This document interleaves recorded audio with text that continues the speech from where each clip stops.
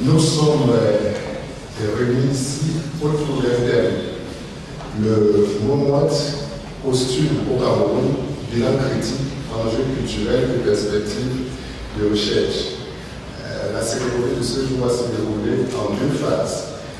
Nous allons, dans un premier temps, demander à Madame Brigitte Iga de,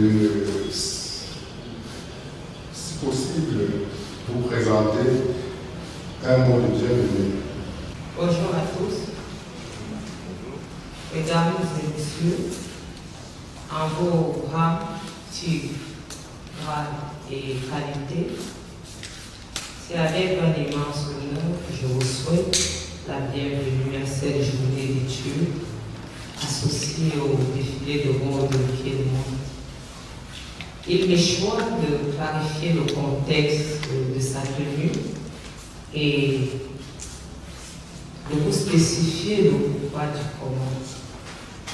En effet, il s'agit de la finalisation de ma recherche doctorale qui est en fait une recherche d'intégration. Et cette recherche d'intégration se passe à l'Université du Québec à Montréal. L'intégration, en fait, est cette parade de mot nommé qui est le moine, la piste du moine, que j'ai contextualisé en ma langue camerounaise. Mesdames et messieurs, le concept qu'il moine, dont la première notion fait allusion à la piste utilisée par un animal en brousse, peut s'apparenter également en qu'ils ont la piste de l'éléphant. On sait généralement que le chemin de l'éléphant ne peut être petit. Ainsi, le moine de costume traditionnel, dans une logique de décolonisation des épistémologies qui me tient vraiment à cœur, est au centre de ma recherche doctorale.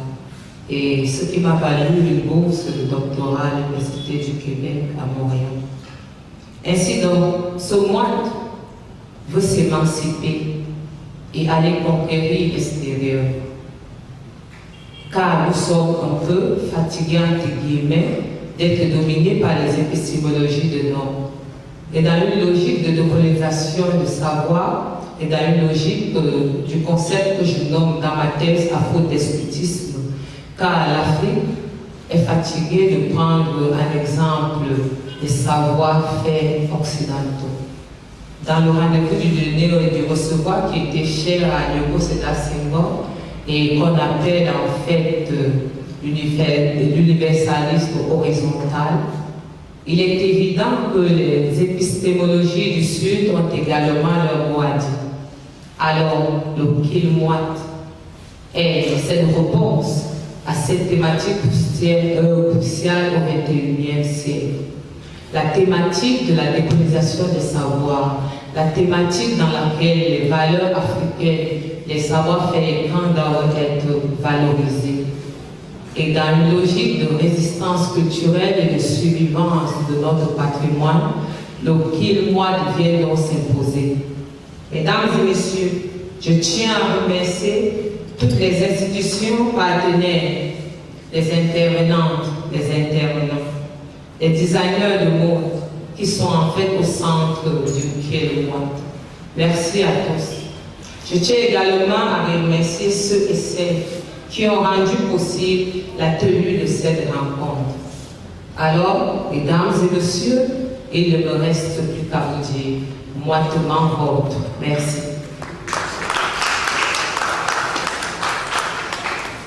Et nous allons inviter sur la scène Rosine Nga, parce que l'on a appris que la musique adoucit les mœurs. C'est pourquoi nous pensons que cet intermède musical va permettre que nous puissions mieux nous préparer à ce repas culturel qui s'annonce d'un moment à l'autre. Si Rosine Nga est là, nous l'invitons pour intermède musical.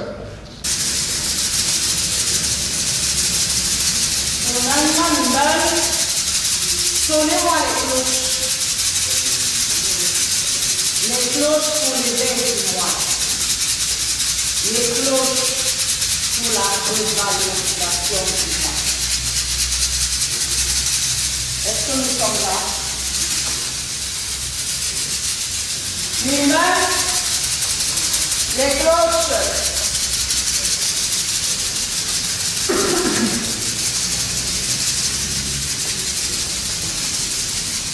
Je vous la dis. Sonnons les cloches pour la revalorisation de la culture des arts.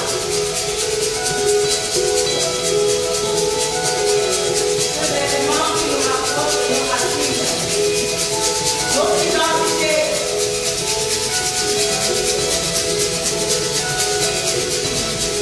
Sonnons les cloches pour le mois.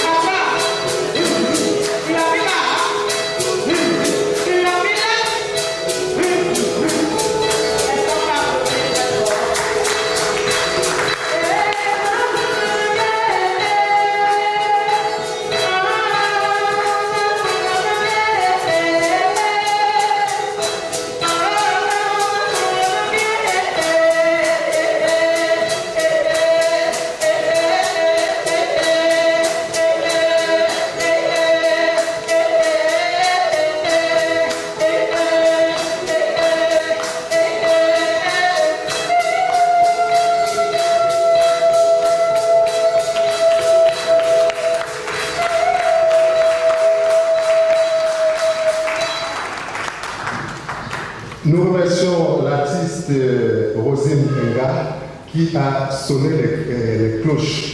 Elle a sonné les cloches pour le début proprement dit de la journée d'études qui est placée sous le thème Moumouat posthume au Cameroun, bilan critique, enjeux culturels et perspectives de recherche. Vous le savez, ce repas est très difficile à être concocté. C'est pourquoi il est partagé par des sachants et conscient de la sagesse africaine selon laquelle la calebasse ne s'invite pas à la danse des boudins. Nous allons passer la parole au modérateur, le professeur Narcisse Tchambé. Merci, bonjour à tous. Je suis effectivement professeur Narcisse Tchambé, un maître de conférence à l'université de Yaoundé, notamment au département des arts et archéologie. Je tiens à le dire d'entame, je ne suis pas spécialiste dans le costume séculaire. Et c'est justement pour l'intérêt d'être venu aujourd'hui, c'est parce qu'en fait, il n'y a aucun spécialiste en costume patrimonial ou matrimonial au Cameroun. Donc, c'est la toute première thèse qui est en train d'être rédigée sur ce thème. Et je pense que aussi c'est sans doute pour le tout la toute première journée d'études qui associera ce format qui est celui de la conférence, suivi donc de ce que Brigitte a nommé dans sa thèse la recherche et l'intervention, qui participe un peu d'une forme de recherche-création et qui est totalement inédit en histoire de l'art. Notre panel est constitué de chercheurs de différentes disciplines. Elle a voulu que ce soit un panel interdisciplinaire qui puise d'abord dans le temps du costume. C'est, je veux dire, le sens à donner la présence de M. le docteur Campoy, qui est spécialiste d'histoire ancienne, notamment égyptologue. Il prendra sans doute la parole pour nous montrer que, historiquement, comme l'ont longtemps soutenu les évolutionnistes, que l'Afrique a une histoire. On prendra la parole pour nous montrer qu'à travers le vêtement, on peut montrer cette histoire jusque dans l'Égypte ancienne. C'est aussi le sens d'un des livres qu'il a rédigé, qui s'intitulait, si je me souviens, La double frange du Sanja égypto-nubien. Donc, essayant de montrer effectivement que la double frange telle que pratiquée dans les cultures égypto-nubiennes se retrouve notamment sur les Ti, j'entends Betty du Sud Cameroun, lui-même étant un fervent défenseur des identités culturelles de la grande ère Ekan, notamment chez les Rouma, qui préfèrent nommer Quasio, voilà, parce qu'effectivement il y a également une tentative de restituer les appellations d'origine. Donc on attendra donc le docteur Campoy dans cette approche très profonde de l'histoire qui remonte justement à les origines du Mouat. Autre intervenant ici, c'est M. Sanam. Avant d'arriver à M. Sanam, je tiens aussi à signaler que M. Campoy est chercheur, expert au ministère des Arts et de la Culture sur les questions de patrimoine, de patrimoine matériel et immatériel, d'identité et notamment de mémoire. Ensuite, le docteur Sanam Guy Aristide, qui a une thèse de doctorat en cinématographie et, je pense, cinématographie documentaire, voilà, au département des arts et archéologie de l'Université Yaoundé 1. Il a récemment été nommé chef de département, on va raconter la nomination. Il a été récemment nommé chef de département des arts de la scène, de l'image et de la musique à l'Université de Koloba. Et je pense qu'il faut aussi remarquer qu'il est l'un des rares Camerounais à être formé, diplômé de l'Institut national de l'audiovisuel de Paris, c'est une prestigieuse école. Et je vais dire, l'essentiel, ce qu'on peut retenir de son travail, c'est notamment cette tentative aussi de déconstruire une anthropologie visuelle qui s'est construite pendant la période coloniale, qui tentait justement de montrer que les Africains sont nuls, parce que les clichés photographiques et vidéos de l'Afrique coloniale étaient justement cette Afrique de population nue. Et à partir des archives, notamment des archives audiovisuelles, de son approche ethno-linguistique, de l'ethnomusicologie, mêlée à cette théorie de la mythocritique, il essaiera de démontrer qu'on peut regrouper l'histoire de cette Afrique ancienne à travers justement les films documentaires audiovisuels. Je pense avant chaque intervention, je donnerai juste les titres des interventions. Brigitte Ondouli, qui est doctorante à l'UQAM, à l'Université du Québec de Montréal. Donc, elle, bien sûr, comme je l'ai dit, la toute première thèse qui est en cours de rédaction sur un costume à la fois patrimonial et matrimonial, notamment le moite. Et je pense qu'elle va pouvoir nous dire ce que c'est, quelle différence on peut faire entre un simple vêtement et le costume. Parce que le costume, il faut entendre étymologiquement couture. À partir de quel moment, effectivement, c'est un objet identitaire chez les camps, qui justifierait, par exemple, que quand on voit la résurgence, puisqu'elle s'en est spécialisée, la résurgence de ces symboles identitaires aujourd'hui. Aujourd'hui, tout le monde en a droit, les femmes comme les hommes. Est-ce que le costume a évolué je veux dire, ensuite dévêtissant de ces symboles en termes matrimoniaux, en termes genrés, en termes statutaires? Elle pourra nous dire quel est l'intérêt effectivement de cette résilience, cette survivance du costume. Est-ce que la survivance a entraîné la disparition du sens de la valeur et de la fonction? À ma gauche, Madame Béatrice Awundiabodo, qui fait partie également de l'ère culturelle étudiée et qui est diplômée de l'Institut des Beaux-Arts Cheikh Anta Diop de Paul-Bisson. Elle est aussi prix international du Visco Fashion Fund en 2019. Et elle a monté plusieurs collections qui font intervenir les textiles traditionnels, notamment le bambou, en insistant sur la question des terres et des transculturalités, montrant qu'à travers les associations de femmes, on gagnerait à intégrer justement pour chaque tontine féminine un tissu identitaire comme symbole de l'ère culturelle lié à l'association en question. Ensuite, nous avons le docteur Kenmwe Fo-Metio, qui est sociologue politique au département de sociologie de l'Université Yaoundé. Il est d'ailleurs chargé de la communication pour ce département.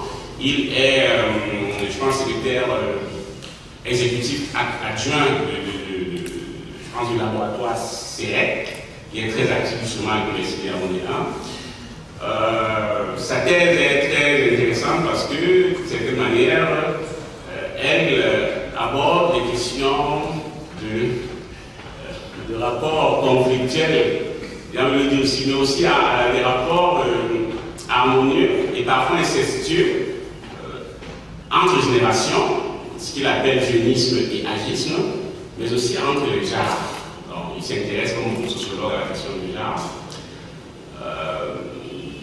Quelque chose qui peut être très intéressant dans sa démonstration et la distance qu'il pourrait établir entre les traditions de l'Obom chez les Ekans et celle du Nord, qui est aussi une forme de textile à base d'une réserve de raffia chez l'Amérique.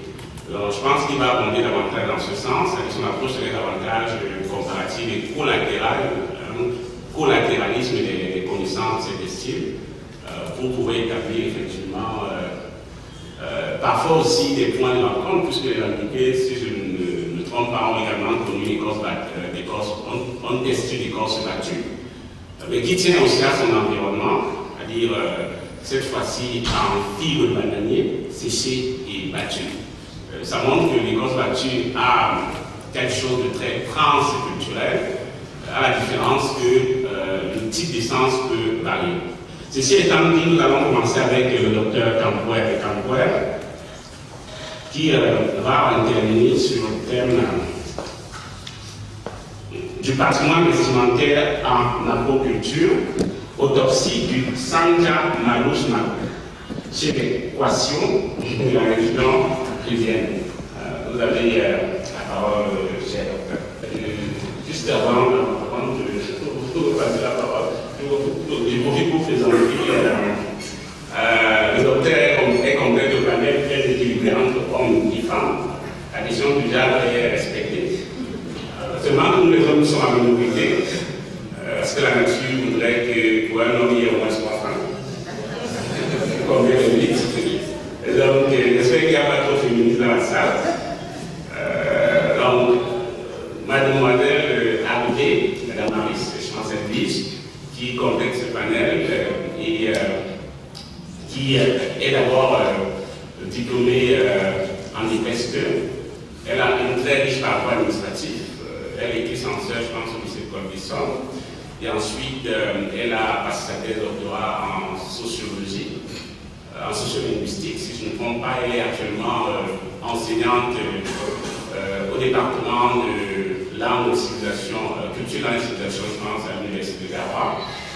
Et elle est boursière des États-Unis d'Amérique et elle essaie d'implémenter quelque chose de très intéressant, ce qu'on appelle les clubs culturels, les American Clubs, disons, dans les lycées.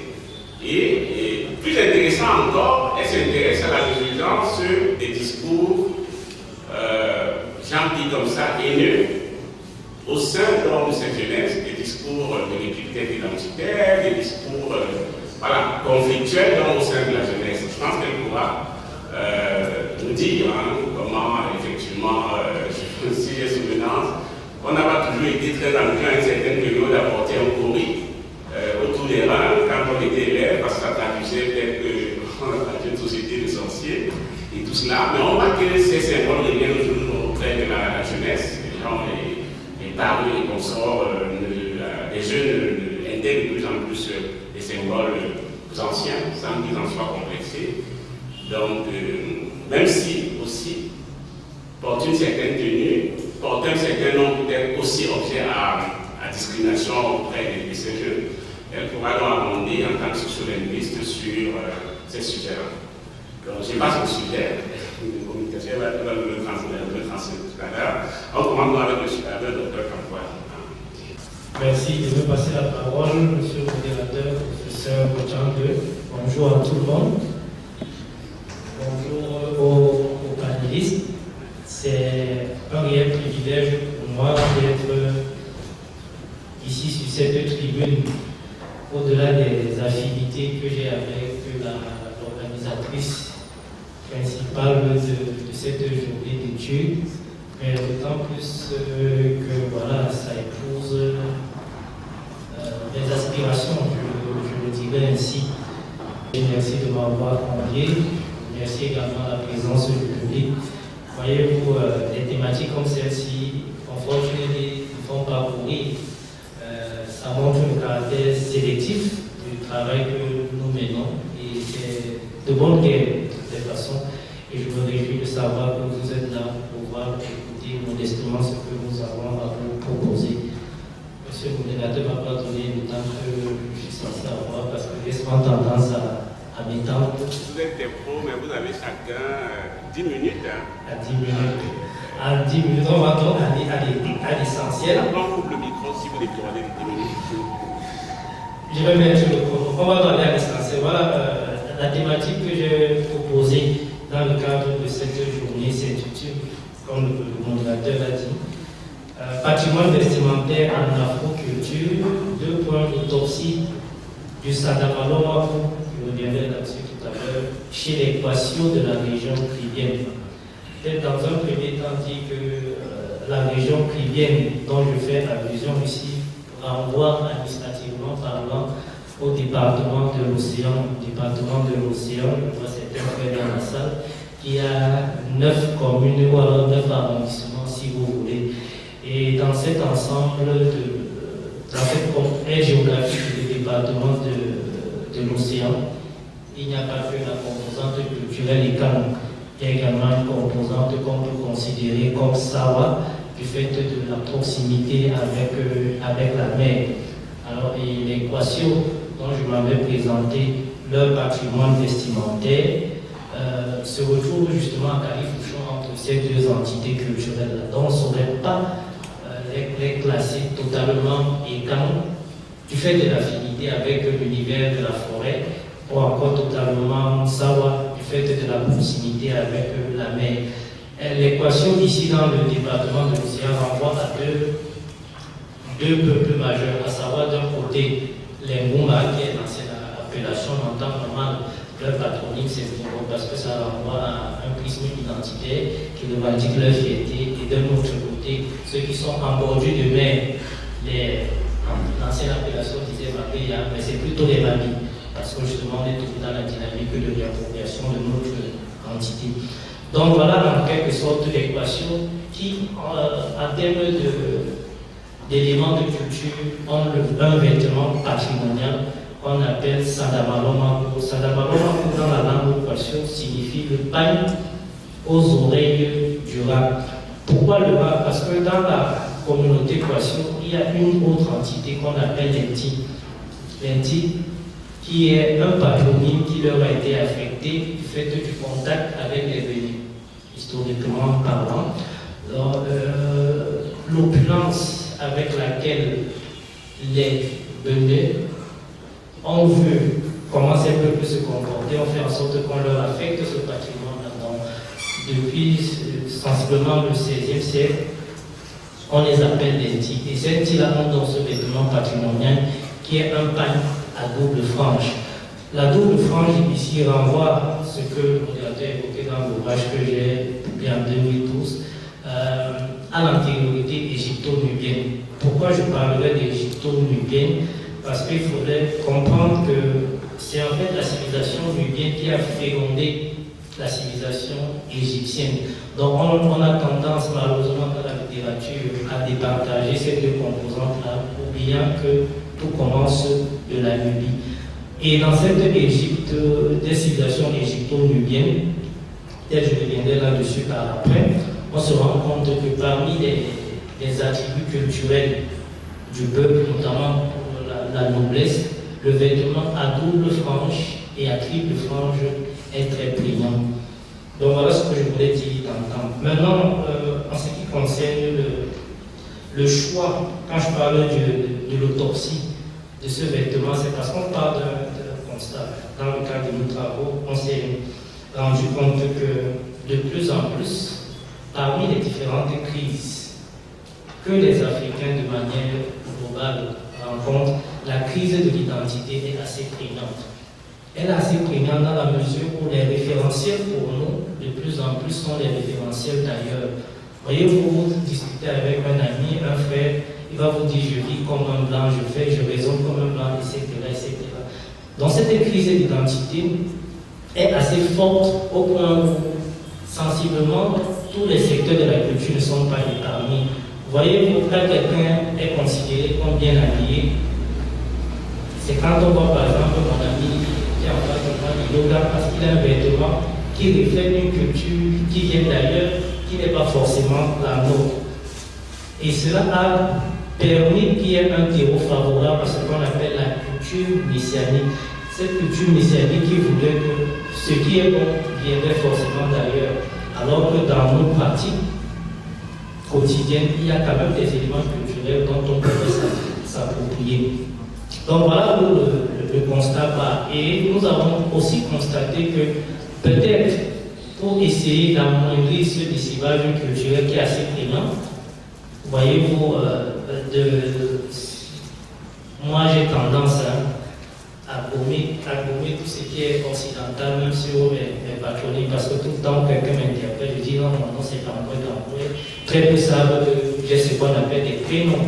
Et quand on parle de prénoms, ce sont des noms des civilisations d'ailleurs qu'on nous a imposés. Vous voyez que même dans le domaine de notre présentation matérielle, de plus en plus il y a cette prégnance messianique-là. Et nous pensons donc que la thérapie pourrait venir tout simplement du fait de revenir à nos pratiques d'antan. Et nous qui avons travaillé sur les identités vestimentaires, avec le concours de la citation égypto-nubienne, comme vous le savez, est considérée comme l'une des plus illustres de l'Antiquité, nous pourrons donc faire recours à ces pratiques-là. Et c'est ça tout le message que les Kwasio de la région caribéenne, au travers de leur Sandamaro, mettent en exergue dans leur quotidienneté. Alors, le Sandamaro est un vêtement, d'abord il faut le préciser, il est cérémoniel. Il y a tout un registre de cérémonies qui voulaient qu'on porte le Sandamaro. Moi qui suis un élément de cette communauté, je ne le porte pas aujourd'hui parce que la prescription ancestrale exige un répertoire des cérémoniels où il faudrait l'élaborer. Je ne saurais, dans un cadre comme celui-ci, même si nous sommes dans l'académie, arborer mon Sandamaro parce que ça serait en contradiction avec la prescription de nos illustres prédécesseurs. Voilà comment est-ce qu'on procède. De manière très rapide, quelles sont les activités majeures qui exigent que nous portions le Sandamaro dans la région qui vient? Il y a ce qu'on appelle les obsèques, mais pas que les obsèques, parce que dans la communauté Ti, il faudrait que ce soit des obsèques qui concernent uniquement les hommes de la communauté Ti, qui voudraient que les autres membres de la communauté Ti puissent porter, arborer le Sandamaro. Autre cérémoniel qui exige également le port du Sandamaro, les pratiques rituelles, tout ce qui est rituel d'enterrement, rituel de circoncision, rituel d'affectation de patronyme, parce que les noms qu'on affectait dans notre univers et même dans l'Antiquité égyptienne n'étaient pas le fruit des séries novellas. Il y avait tout un précédent qui voulait que voilà, c'est en fonction de quelles circonstances de la vie qu'on puisse affecter un patronyme. Pareil aussi lors de ce qu'on appelle les grandes assises, c'est-à-dire lorsque les anciens se retrouvent dans le cadre des discussions sérieuses de la communauté, cela exigeait également le port du Sandamaro. Donc voilà un peu de manière ramassée quelques éléments qui ont concouru à ce que nous interpellions davantage sur la nécessité de ne point avoir honte de nos pratiques culturelles, que ce soit nos parler, qu'on n'ait pas honte de s'exprimer dans nos langues, contrairement à ce que les gens estiment que ce sont des patois, peut-être c'est le prisme de responsable au ministère de l'Agriculture, des aides à l'agriculture qui parlent maintenant, promouvoir nos parler sans en avoir honte. Pour leur bouton dit, le philosophe béninois disait par exemple, à vouloir nous justifier à tout le temps, on se retrouve dans des espèces de figisme. Non, nous sommes des Africains, nous avons nos patrimoines, nous avons nos vêtements, nous les portons lorsque le cérémoniel qu'il exige le veut. Il en était ainsi dans l'Antiquité égypto-nubienne. Le pharaon, par exemple, pour procéder au culte dans les temples, se revêtait de son sandja. Déjà que dans la langue égyptienne ancienne, c'est le shenji. Et quand on fait les rapprochements linguistiquement par là avec plusieurs de nos langues en l'occurrence, on voit ce rapprochement à sandja, shenji, etc.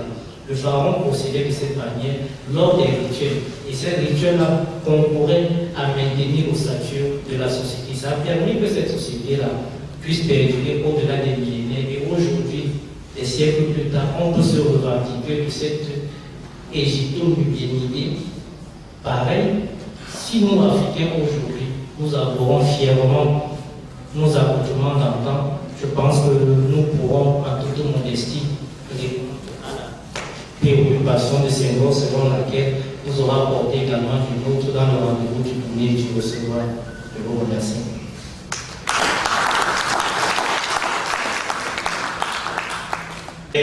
Cette prise de parole très différente du docteur Kamboua, qui bien sûr nous interpelle sur les questions de fierté identitaire, parce qu'il est aussi spécialiste des identités.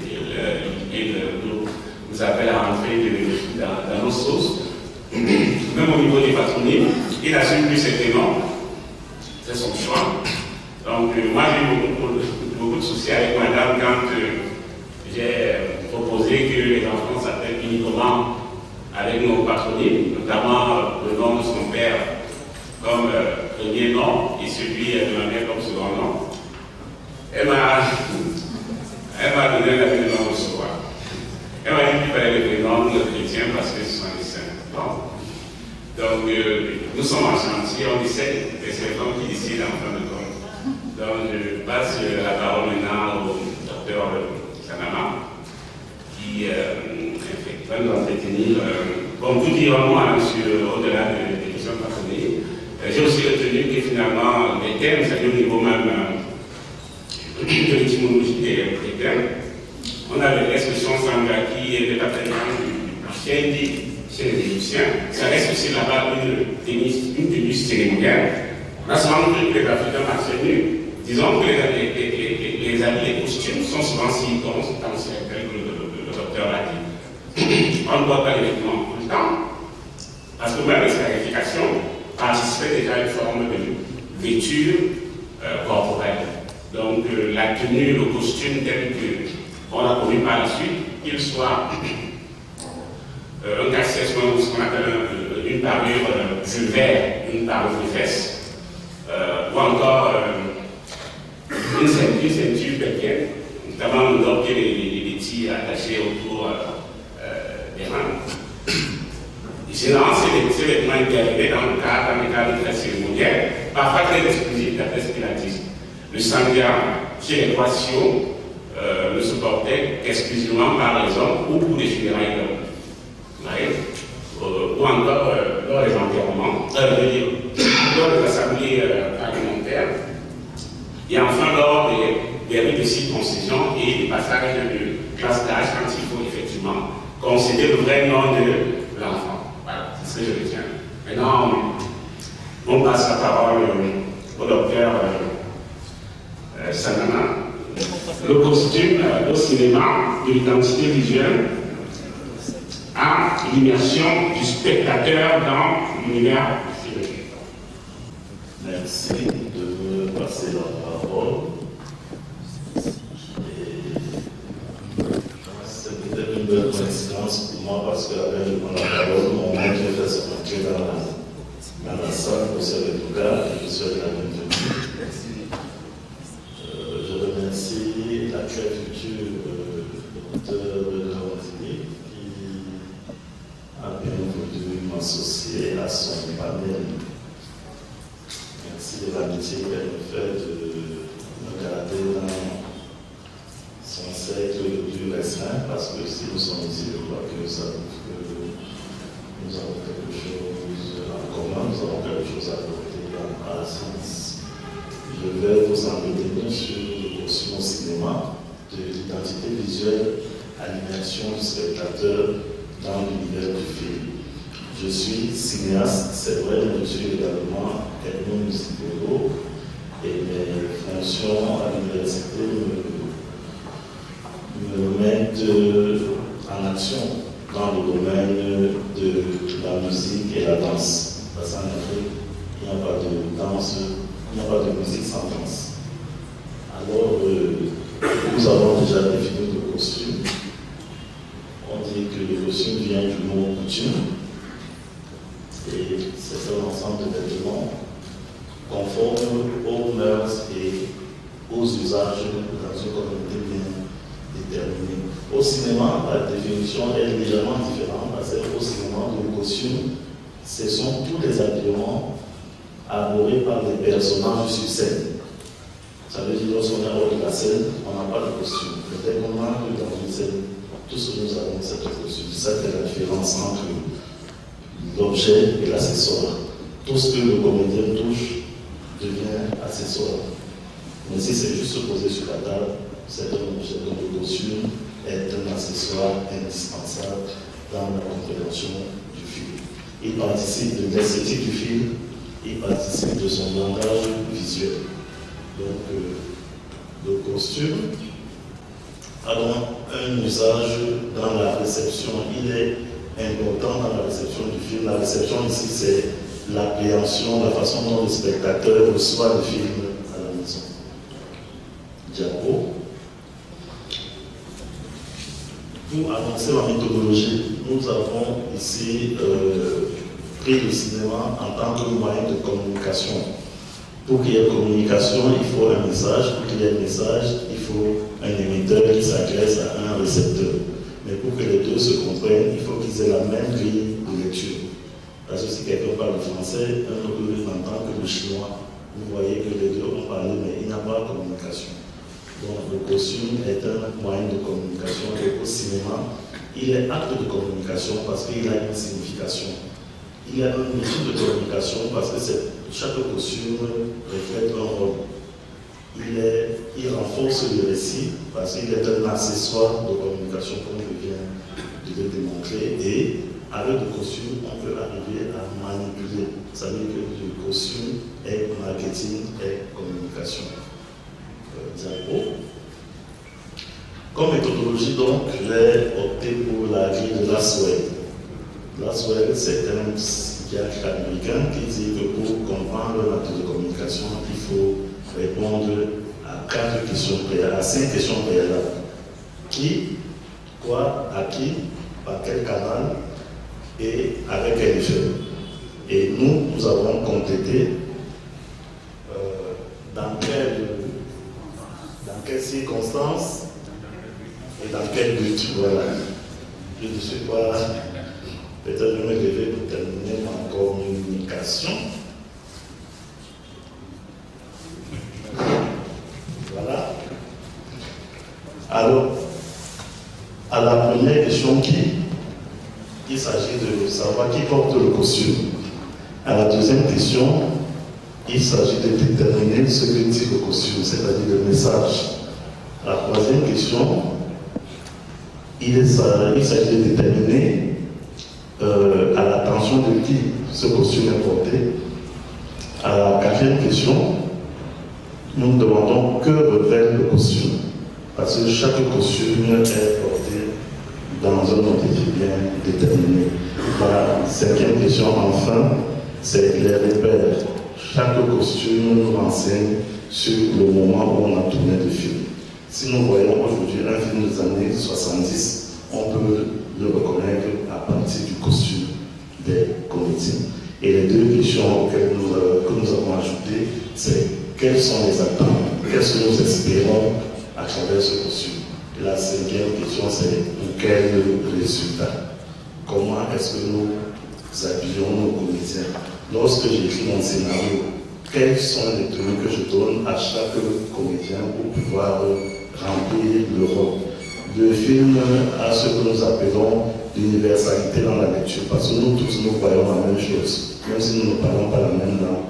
Tout ce que nous voyons, c'est la même chose que celui qui ne parle pas la même langue que nous voit.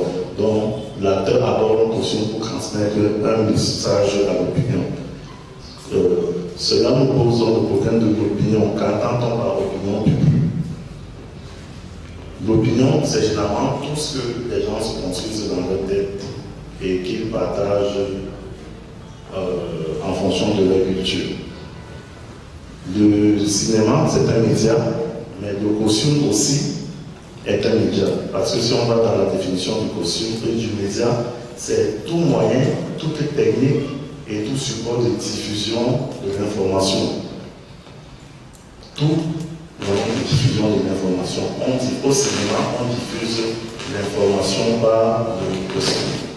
Le costume, le média est également un moyen de communication qui influence de large public. Et nous voyons qu'aujourd'hui, il suffit de faire un tour dans nos pays, nous allons voir que dans les levées, nous voyons que le costume est un élément qui est au centre de toutes les activités et de toutes les interactions humaines. Le costume est également un moyen de distribution, de diffusion et de communication interne et de communication interpersonnelle. Donc, je vais dire que le costume est bel et bien un média. Le costume influence sur l'opinion publique et par le costume, on peut manipuler, par le tissu, par la couleur, par les accessoires. Vous allez voir des scènes de films où tout le monde est habillé en blanc, mais il y a un individu en noir. C'est là pour préfigurer l'action que cet individu en noir va mener dans la suite du film. Le costume, lorsque nous voyons dans un film quelqu'un habillé en 3 pièces, costume 3 pièces, nous pouvons imaginer à quelle classe de la société cette personne appartient. Si nous voyons quelqu'un habillé en habit en gris, nous comprendrons aussi que cette personne appartient à la petite classe, c'est un pauvre.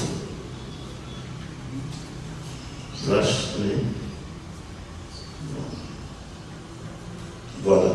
Donc, le costume permet donc de dévoiler les valeurs morales, les émotions, et il donne des indices au public.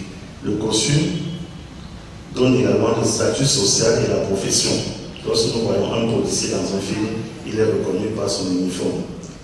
Donc, cela pose donc le problème de repenser le costume du cinéma africain. Si nous regardons la photo qui est à côté, c'est un film africain, c'est une série de révélations scandaleuses, mais lorsque nous regardons le costume, parfois il n'y a rien d'africain dans les costumes de nos films. Regardons nos séries. À un moment, nous avons l'impression que tous les acteurs sont habillés au même niveau de la classe sociale. Même lorsqu'on voit un cuisinier, il est toujours habillé en tenue bien neuve à futur, alors que quand quelqu'un a la cuisine, nous-mêmes nous savons comment les cuisiniers généralement s'habillent. Donc je disais que ça pose du genre de repenser au costume dans le cinéma africain. Peut-être il faut faire la promotion de nos modèles, il faut faire la promotion de nos matières, il faut faire la promotion du style africain dans nos films. Enfin, les tendances, les styles et les typologies dans les films africains. Voilà 4 séries. Il y a une série marocaine, il y a une série sud-africaine, La Meute, il y a La Bataille de Chéri, qui est une série camerounaise, et Le Buzz, qui est une série ivoirienne. Vous verrez que il y a une certaine uniformisation dans le costume dans le cinéma aujourd'hui. Ça pose problème. On n'arrive plus à savoir quel film sort de quelle ère géographique africaine. Parce que les chaînes de télévision et les maisons de distribution donnent souvent comment est-ce que les comédiens doivent être habillés. Donc, pour vendre votre film, parfois vous êtes obligé de répondre à ces critères. Donc, en conclusion, nous disons, lui, le costume sert à définir la personnalité et le statut social du personnage.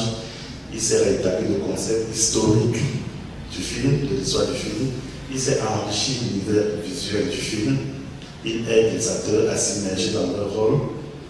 Il influence la compréhension du film et favorise l'immersion des spectateurs dans son univers visuel.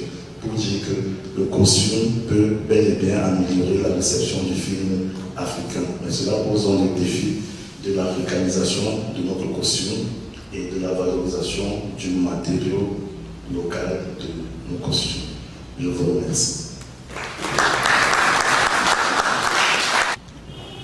Merci au docteur Sanama Guillet qui nous a plongé dans l'univers du costume dans la filmographie africaine en mettant en évidence ce contraste qui peut quand même exister entre les films d'origine par exemple asiatique où l'on identifie clairement effectivement l'histoire du costume par rapport même à, je veux dire, au producteur ou réalisateur du film. Si c'est un asiatique, on voit clairement que la mode des personnages, les costumes des personnages sera puisée dans l'histoire du costume chinois ou indien, si nous sommes en Asie.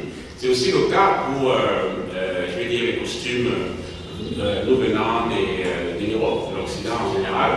Il y a un style de costume, il a dit tout à l'heure, 3 pièces qui, dans notre imaginaire, envoie une certaine classe sociale en Europe et qu'on retrouve malheureusement aujourd'hui dans notre filmographie. Donc finalement, il a pris plusieurs pays africains, plusieurs séries, qu'il nous a présenté comme ça en image, comme pour nous dire qu'il n'y a qu'en Afrique que cette question identitaire de posture est totalement diluée par une mode qui nous vient d'ailleurs, si bien qu'il est difficile à partir d'une affiche de film d'identifier ce qui est africain dans le costume et ce qui ne l'est pas. Tout à l'heure, le docteur nous a expliqué que toutes les cultures africaines avec leur propre histoire de costume, au moins depuis l'Égypte et la Nubie antique. Donc il y a cette conquête à faire pour ce qu'il appelle notre enrichissement visuel dans ces costumes anciens africains. Et c'est aussi le rôle des cinéastes. Parce que si on parle de l'industrie culturelle, celle qui est en tête de groupe, c'est bien le cinéma. Donc nous allons poursuivre ce parcours. Je vais finir avec les hommes, puisque nous sommes en minorité. C'est de la parole aux femmes. Donc le docteur Kenoué va nous entretenir sur le NDOP, miroir de l'identité, une analyse de sociologie des usages et réappropriation du vêtement traditionnel d'Amérique. Je disais tout à l'heure que Madame Daondigi a eu cette idée aussi d'associer d'autres expertises spécialisées dans d'autres types de textiles pour qu'on ait au moins une idée comparée de la conception dans notre culture. Vous avez la parole. Alors, merci monsieur le modérateur de me passer la parole. Je tiens également à remercier tout le panel ici présent avec qui j'ai l'honneur de partager cette table et remercier particulièrement Brigitte Daondigi qui nous a fait l'honneur de nous convier à cet échange et qui nous a beaucoup influencé à travers son séjour dans notre laboratoire, le CEREX, lorsqu'elle menait ses travaux et qui nous a vraiment donné de l'intérêt pour le costume traditionnel africain. Et c'est ainsi que moi-même, dans une forme de lancement dans le courant de l'afro-contemporanité, j'ai essayé de m'intéresser moi-même à ma propre culture et à comprendre c'est quoi le NDOP comme tissu, comme vêtement, quels sont ses symboles, ses usages et comment est-ce qu'on peut le valoriser de nos jours. Donc c'est ce qui fait le titre de la communication que j'ai aujourd'hui. Bon, vous allez me permettre de lever. Le titre de la communication que nous portons aujourd'hui est intitulé le NDOP miroir de l'identité, une analyse sociologique des usages et réappropriation du vêtement traditionnel d'Amérique. En termes de plan, dans un premier temps, nous avons montré au commencement était le NDOP. Quelles sont les origines de ce tissu? Nous avons spécialement choisi un peuple pour parler de cette origine. Ensuite, quels sont les usages justement qu'on fait, les traditionnels qui sont faits de ce tissu? Et quelles sont les formes de réappropriation qu'on a aujourd'hui par rapport au tissu appelé DOP? En guise d'introduction, vous pouvez savoir que le DOP, c'est un tissu traditionnel qui est une sorte d'élément marqueur de notre identité, de notre appartenance à une communauté. Et à travers ce tissu, on réussit à identifier que vous appartenez à un peuple, vous appartenez à une communauté, et le port de ce tissu vous confère un certain statut social. Mais quel est ce statut social? Pourquoi est-ce que ce NDOP est frappé de plusieurs interdits? Et pourquoi à un moment, on essaye de vouloir valoriser, de revenir à une forme de valorisation de ce tissu traditionnel qu'est le NDOP? En termes de premier élément, au commencement du NDOP, vous avez suivi la première communication qui retrace un peu les origines égyptiennes du costume et cela va très loin, mais spécifiquement nous nous sommes intéressés il y a près de 2000 ans à un peuple spécifique, le peuple Ekwa, les Ekwa qu'on appelle également les Éjabians. Justement, c'est un groupe ethnique qui s'étend principalement à travers le sud-est du Nigeria et l'ouest Cameroun. Leur civilisation est très riche et ancrée dans des traditions anciennes et intrinsèquement liées aux forêts tropicales et à la région de la Cross River. Tout au long de leur histoire, justement, leur identité s'est forgée autour de leur art élaboré, de leur structure sociale complexe et d'un système spirituel, un système de croyances spirituelles profondes.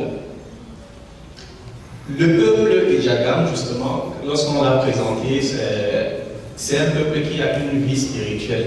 Et c'est cette vie spirituelle justement qui nous a intéressés à travers justement quelle est l'origine de ce tissu. Ce tissu a été utilisé dans leur tradition, dans leurs usages, comme une écriture.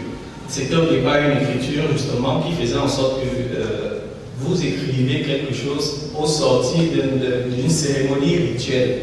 Et au sortir de cette cérémonie rituelle, justement le tissu avec lequel on vous habillait, c'était un tissu qui avait un ensemble de motifs qui donnait un ensemble d'éléments spirituels du statut social auquel nous appartenons désormais. Donc, la spiritualité a occupé une grande place centrale chez les Ejandam.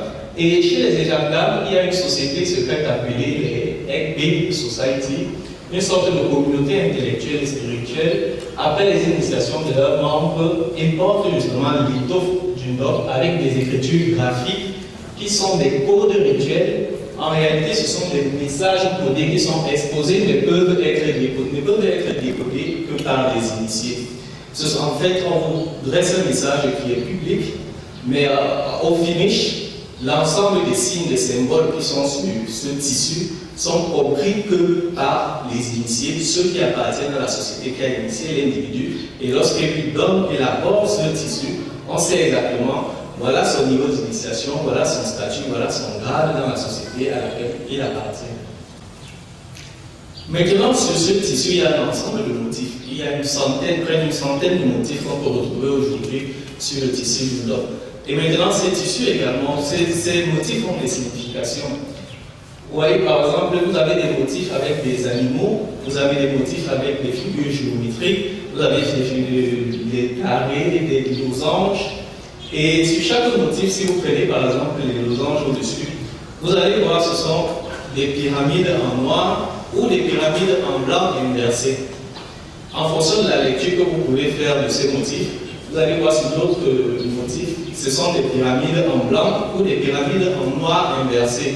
Ça retrace justement la lointaine origine égyptienne et comment est-ce que, à travers l'encodage qui est fait sur ces figures géométriques, on peut justement comprendre quel est le message qui est transmis à travers ce tissu.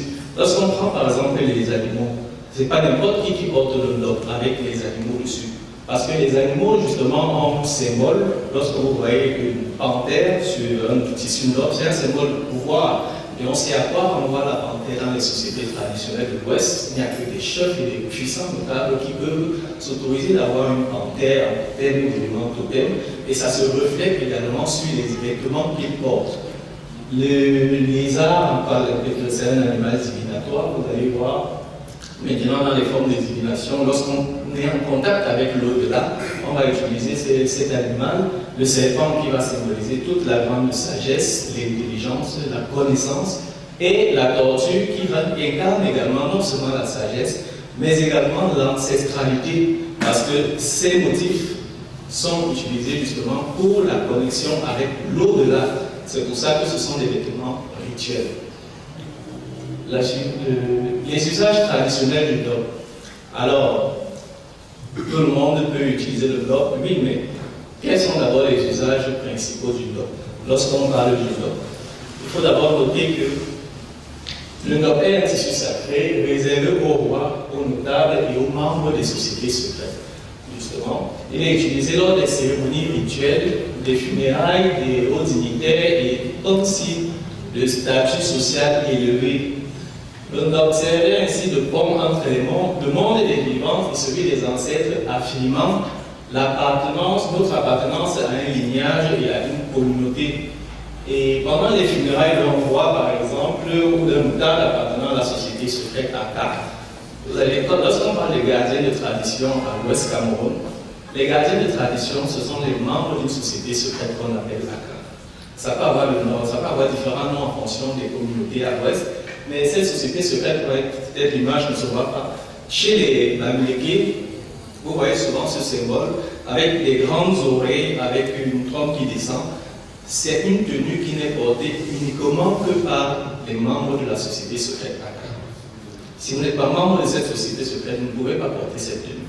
Et ce sont eux justement qui sont les gardiens de la tradition. Ce sont eux qui conservent tout le patrimoine culturel. Et cette société secrète ne sort que pendant des cérémonies de leurs membres.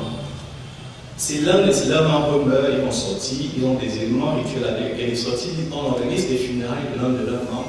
Ils vont également sortir pour justement exposer tout le patrimoine culturel et ils ont une manière de danser. Et lorsqu'ils sortent, vous allez voir un ensemble des symboles d'animaux que je vous ai présentés tout à l'heure, le serpent, les lézards, la tortue. Ces symboles-là seront sur leur chapeau. Ils auront différents chapeaux. Chacun de ces chapeaux aura l'un de ces symboles.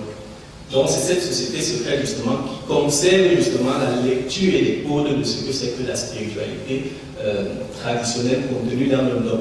Et les rois, par exemple, lorsqu'ils sortent du lac, lorsqu'on arrête un roi, on l'envoie dans le lac pendant 9 semaines. Lorsqu'il sort de lac, il est couvert du tissu Ndok. Il est couvert du tissu Ndok pour montrer justement la sacralité, l'élément spirituel, toute la force spirituelle avec laquelle il sort de cette institution. C'est pareil, lorsque nous nous retrouvons dans des institutions universitaires, on fait également 9 ans. Lorsqu'on entre à l'université, on sort d'une sorte de lacan scientifique avec un doctorat qui s'accompagne également d'un rituel du port de toge. Ce rituel, justement, consacre le port d'un vêtement qu'est la toge. Si vous n'avez pas soutenu elle, si vous n'avez pas le droit de porter une toge. Et il y a également des codes sur cette toge qui vous identifient, qui vous donnent un statut social. Il est chargé de cours avec vous, il est maître de conférence, il est professeur titulaire. Ces codes sont lus sur le vêtement que vous portez. Et c'est pareil avec tous les tissus que vous avouez. En fonction de votre statut social, le vêtement que vous portez, la manière avec laquelle vous le portez, vous confère un certain statut social qui est lu par les membres de cette communauté. Le Ndok comme tenue de deuil, c'est d'abord une tenue de deuil. Parce que le Ndok, c'est une tenue spirituelle qui est en connexion entre le monde des vivants et le monde des ancêtres. Donc c'est pourquoi le Ndok est porté généralement pendant les deuils ou pendant les funérailles. Et en tant que tenue de deuil, vous allez voir, lorsqu'un chef, un notable, un grand notable meurt, vous allez voir couvrir son cercueil avec le tissu Ndok. Parce qu'on n'est pas censé voir le corps d'un notable ou d'un chef traditionnel. Non, son corps est couvert avec. Donc il se sert à ce moment comme le linceul. Et pendant les cérémonies de deuil, par exemple, si vous voyez la image, ce sont uniquement les membres de la famille du défunt qui portent le Ndok. C'est-à-dire ses enfants, ses frères et sœurs, ses parents directement, qui vont porter le Ndok tel que vous le voyez, accompagnés de queue de cheval. Cette queue de cheval peut être marron ou noire, en fonction de la queue. La queue de cheval blanche, par exemple, elle est réservée uniquement au chef traditionnel et aux grands notables. Vous n'avez pas le droit d'avoir une queue de cheval blanche, vous n'avez pas de statut particulier. Mais si vous n'avez pas de statut particulier, en fonction des circonstances, vous pouvez avoir une queue de cheval qui accompagne votre Ndok, mais uniquement noire. Donc ça, ce sont des codes qu'il faut connaître pour justement savoir comment est-ce qu'on porte le Ndok. Donc c'est celui-là tel qu'il est porté. Il est porté de cette manière, ce rôle-là est porté de cette manière que pendant les funérailles et pendant les deuils. Les deux occasions pour lesquelles on porte ce rôle tel qu'il est. Donc maintenant, pendant les autres cérémonies, vous pouvez varier le Ndok comme vous voulez, mais pas porter ce rôle tel qu'il est présenté à l'écran. Les funérailles et les festivals culturels, voilà également le festival culturel, c'est un moment où on exhibe la culture, on exhibe le patrimoine culturel d'une communauté. Et c'est pendant ces funérailles, vous allez voir, c'est le moment où le chef supérieur va sortir avec une tenue particulière, une tenue spécifique, telle que vous voyez à l'écran. Cette tenue-là, c'est une tenue des rois, une tenue événementielle. C'est la seule occasion où vous voyez justement le roi qui aborde tous les symboles du Ndok.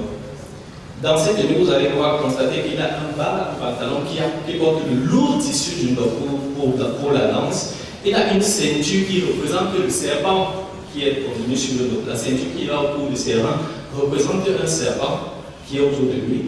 Lui-même, il est supposé avoir soit deux queues de cheval en main, soit arrêter le grand panier qu'il a sur sa tête avec ses deux mains. Et dans cette position, il incarne le lézard qui est représenté sur le Ndok. Et maintenant, l'animal qui est représenté, derrière sur son dos, vous allez voir tenir une peau de panthère. Ça, ce sont des symboles justement qui envoient tous les symboles des animaux que vous allez retrouver sur les lobes pendant justement la cérémonie rituelle qu'est le festival. C'est au moment où le chef, il sort, il exhibe tous ces éléments de la société secrète Aka pour montrer que voilà, je suis là, l'autorité suprême de la conservation de ce patrimoine de notre culture. C'est pourquoi c'est la seule personne que vous allez voir habillée avec ce type de tenue. Et en général, il ne sort pas seul. Lorsqu'il y a un événement où un chef supérieur doit sortir avec cette tenue, il se fait accompagner en général par d'autres chefs supérieurs. Il va inviter 2 ou 3 autres chefs supérieurs qui vont l'accompagner habillés également comme ça. Et à cette occasion, c'est une forme de diplomatie traditionnelle où on sait les liens entre les différents peuples qui, justement, partagent cette même culture et qui entretiennent des bonnes relations. Chez les femmes, la question du port du nord. Maintenant, c'est complexe parce qu'aujourd'hui, on a démocratisé le nord, mais généralement, chez les femmes, si vous n'êtes pas princesse, reine, ou avec le titre qu'on appelle Ma, quand le titre de Ma dans les communautés baptiques, c'est à 2 significations. Pour être Ma, ça veut dire que vous êtes dans chaque chefferie de 1er, 2e, 3e degré. Il y a, chaque chef a ce qu'il appelle une Ma qui désigne dans la communauté. Et celle-là représente toutes les femmes au niveau des instances de décision à la chefferie. Donc c'est elle la Ma du chef qui porte justement ce nom. Maintenant, il y a les Ma qui ont des titres traditionnels. C'est-à-dire que vous êtes une femme qu'on vous a donné un titre traditionnel, peut-être par les ancêtres, peut-être par les actions que vous avez menées. On vous donne également le titre de Ma qui vous donne l'autorité du bloc pour pouvoir le porter de cette manière. En général, vous allez voir identifier les Ma, les princesses, les reines, mères habillées, ainsi de suite. Dans l'autre, la manière avec laquelle elles vont porter le bloc, vous allez pouvoir identifier, ça c'est une Ma, ça c'est une reine mère, ça c'est une princesse, dans la manière de porter ce vêtement. Ici, aujourd'hui, maintenant, voilà les éléments. Dans la réappropriation culturelle qu'on en fait aujourd'hui, c'est-à-dire au fil du temps, de ne pas dépasser le cercle restreint de l'aristocratie traditionnelle pour se démocratiser. Et aujourd'hui, on le retrouve sur les marchés, dans les gares, non seulement au Cameroun, mais aussi dans la diaspora. Cette démocratisation est à la fois une opportunité et un défi. Une opportunité dans la mesure où on va valoriser la culture, on va valoriser toute notre appartenance, notre identité, mais un défi dans la mesure où comment est-ce qu'on se sert de ce vêtement, qui a des manières et des codes de se porter, et comment vous les portez aujourd'hui au regard justement de comment on fait. Tout à l'heure, on avait vu des étoffes, maintenant sur la manière de se réapproprier cette étoffe sur le marché avec la modernisation, on va réinventer des formes de motifs sur le nord. Vous aurez différents pagnes qui vont sortir. Et justement, ça c'est dans la dimension de démocratisation parce que là ce ne sont pas des pagnes rituels, ça ce sont des pagnes qui sont ouverts à tout le monde. Tout le monde peut maintenant porter ce tissu. Et tant que c'est le tissu comme le wax, tout le monde peut porter, mais le pull traditionnel fait avec le raffia, c'est pas tout le monde qui le porte. Donc, de manière démocratique, ces tissus peuvent être portés par tout le monde et cela permet justement de valoriser notre culture. Vous avez des hommes également qui peuvent utiliser dans le milieu artistique plusieurs types de modèles et prendre, vous avez l'image, le dop. Il y a le dop qu'on prend jet sur l'épaule. La grande écharpe qu'on jette sur l'épaule, en général, c'est réservé soit aux Ma, soit aux reines, soit aux chefs traditionnels. Donc, lorsque vous prenez une grosse écharpe que vous déposez sur votre épaule gauche, c'est réservé à un type d'autorité. Les femmes le font par habitude parce qu'on voit par exemple les femmes savoir porter les grands cabas et jeter un foulard sur leur épaule, c'est beau, c'est chic. Mais lorsque vous le faites avec une robe d'origine, ça montre que vous avez un statut social particulier. Et il faudrait pouvoir, dans votre communauté, savoir que lorsque vous sortez avec cette échoppe posée sur votre épaule gauche, tout le monde comprend que cette personne a un statut social particulier. Donc, si vous portez maintenant, et sur le plan mystique, c'est les tenants de ce dogme-là, si vous n'avez pas justement ce statut social particulier, il y en a qui vont même essayer de vous tester pour comprendre pourquoi vous portez ce vêtement alors que vous n'en avez pas le droit. Je parle d'une expérience où, dans un funérail à l'ouest, on était avec mon père qui avait oublié son collier. Mon père était notable, je l'ai suicidé, a oublié son collier. Et en route, il achète un collier pour remplacer le collier qu'il devait porter pour une cérémonie. L'un des collègues de ma sœur a également acheté un collier pour porter également, parce qu'il voulait aussi être dans la mouvance traditionnelle. Mais malheureusement, les colliers que vous portez également ont des significations en fonction des types de colliers que vous portez. Que ce soit avec des dents, avec des spirales, ça montre que vous avez quelque chose, peut-être un animal spirituel, peut-être que vous identifiez, vous mettez, en fonction de ce que vous mettez, le collier qui a des griffes qui regardent comme ça signifie que vous êtes en mode de défense. Si vous tournez le collier qui regarde comme ça veut dire que vous êtes en mode d'attaque. Alors, celui qui comprend la signification de ce collier, il va se dire, ah, ce monsieur vient nous attaquer ici. Vous n'avez pas su comment porter ce collier, vous l'avez porté également comme tout le monde porte, on ne porte pas n'importe comment, et en fonction du vêtement que vous portez, le collier que vous portez également donne une certaine dimension au vêtement que vous portez. Donc ce sont des éléments avec lesquels il faut faire très attention, et c'est pourquoi on parle de la sacralité justement de ce tissu, qu'on ne porte pas n'importe comment. Aujourd'hui, dans les accessoires de mode, on a démocratisé ce vêtement avec les bijoux, les chaussures, vous avez un ensemble d'accessoires qui ont été créés avec ce vêtement qui peuvent justement être portés. Et pour ces derniers éléments, la royauté tolérée, qu'est-ce que j'appelle la royauté tolérée? Vous pouvez pendant votre mariage porter l'honneur, vous habiller comme un roi, votre femme s'habille comme une reine, comme une princesse d'Amérique, c'est toléré pour une simple raison. Pendant votre mariage, vous êtes la plus haute autorité de votre cérémonie. Que ce soit un chef traditionnel, que ce soit le président de la République, il n'a pas le droit d'entrer après vous pendant votre mariage. Donc, en tant que tel, peu importe le type de vêtements que vous portez lors de votre mariage, tout le monde va tolérer ça parce que c'est vous l'autorité dans votre mariage. Mais le vêtement que vous avez porté, sachez qu'après votre mariage, vous ne pouvez plus le porter. Parce qu'après, ça devient très compliqué de reporter ce vêtement, puisqu'on va plus tolérer. Vous n'avez pas le statut social adéquat pour le porter. Donc après votre cérémonie de mariage, vous êtes obligé de garder votre robe tranquillement. Lors des cérémonies, en guise de conclusion, justement, le nom est un tissu traditionnel sacré chez les Américains qui est porté par des autorités traditionnelles consacrées lors des événements officiels, des célébrations, lors des moments rituels. C'est un marqueur identitaire, un élément d'identification et d'appartenance à une communauté, à une classe sociale particulière. Au fil des années, justement, il a gagné un intérêt du fait de sa beauté, étant à se désacraliser avec le monde moderne en s'adaptant aux dynamiques contemporaines d'expression de l'identité. Quitter de l'étoffe lourde et coûteuse à tissu accessible à tous, ne devient plus qu'un simple vêtement, mais un vêtement traditionnel qui reste une œuvre d'art ambulante, un lien palpable avec les ancêtres et une affirmation de l'identité bamileke. Sa beauté n'est pas seulement dans la couleur ou ses motifs, mais dans l'âme qu'il transporte, faisant de chaque porteur un gardien de ce précieux héritage qu'est le monde. Mesdames et messieurs, je vous remercie de votre attention. Il faut retenir quand même quelque chose d'essentiel dans sa présentation, c'est le fait même de, je vais dire, de l'identité du patrimoine, notamment de ses origines. Je profite pour remarquer la présence ici du professeur Yebuga, qui est l'un des auteurs les plus prolixes en archéologie, en histoire et en anthropologie culturelle au Cameroun. Donc, et qui a souvent posé cette question des origines, l'origine de la circulation des traits. Donc, du coup, le docteur a bien fait de remarquer que ce tissu, on a beau le revendiquer comme étant purement camerounais, nous vient quand même du Nigeria, c'est-à-dire de la communauté Djadan, qui l'a mis sur pied et après, pas loin de 2000 ans. Et on parle de 2000 ans, pas forcément lié à l'implantation des Djadan dans la Côte d'Ivoire, c'est-à-dire au sud-est du Nigeria. Les Djadan, on les retrouve également au sud-ouest du Cameroun.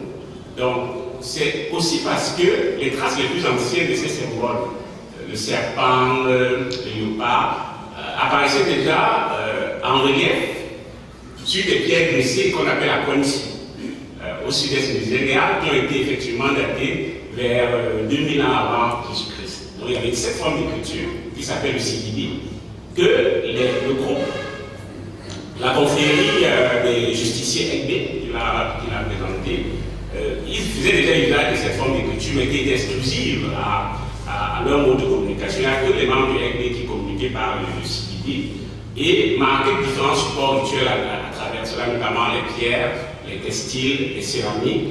Et plus tard, je pense que c'est au tournant du 16e, 17e siècle, via la traite, le commerce de la traite, que le tissu serait diffusé dans le Grassland en général.